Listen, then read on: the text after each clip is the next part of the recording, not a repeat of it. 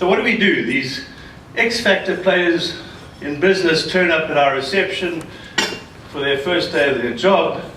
What do we do? Well, if New Zealand is anything like South Africa, we do very little. We give them an office. If they're lucky, everything is organized. They have a computer and things like that. But we do very little to manage them.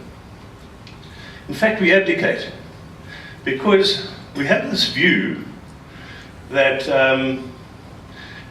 that we need to spend time on the underperformers, and we have too many tasks that we have to get done. And these guys, after all, can look after themselves. Anyone seen that happen in their businesses here? Okay. Must be contagious. The interesting case studies of this fellow here, you might not recognize him because he changes his hairstyle daily. It's Frans Steyn. He came out of the best rugby school in South Africa. Wasn't my school. Grey College in Bloemfontein. He came straight down to where I live, in Sharks territory, and as an 18-year-old started playing for the Sharks. Dick Muir, who is coincidentally the Springbok backline coach, but he was when I left South Africa. He said in the papers, he was quoted in the papers as saying, "This is a prodigious talent. We are not going to interfere with him at all. We're going to let him play the game as he sees it." I don't think he realized how brave those words were. Frans Steyn won some games for us, yeah, but he also lost a couple. Some important ones. The 2007 Super 14 final, that was the one between the Blue Bulls and the Sharks. Just thought I'd mention it, that we did get to the final sometime. And in the 81st minute, France was standing, got the ball behind his try line, and the corner flag was right there. All he had to do was step out, and that was, we would have won. We were ahead.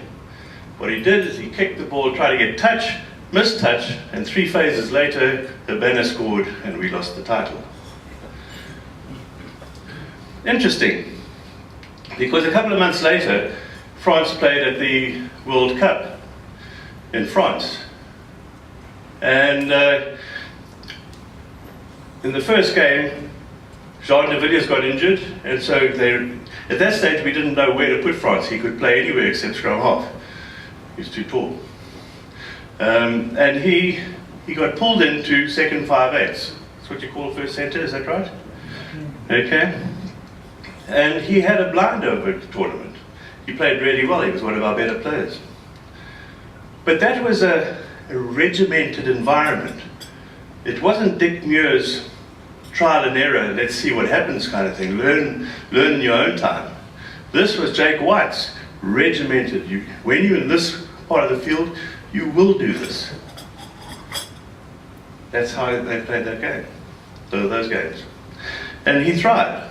Interestingly enough, he came here this year as our first choice fullback, and then Jean de Villiers was injured again in the first game, and we pulled him into first centre, second 5/8, and he also played really, really well after not having played really well at fullback in previous games in the Tri Nations. Also, a more regimented environment. We came here, as you people always remind us, to play one-dimensional rugby. Okay? And you're right. Okay.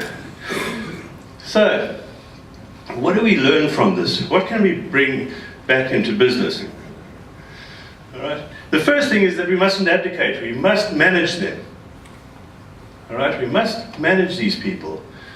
Define the boundaries. Let them know what the structure is. Get them into the fast lane, but fast. Don't leave them out there to dry.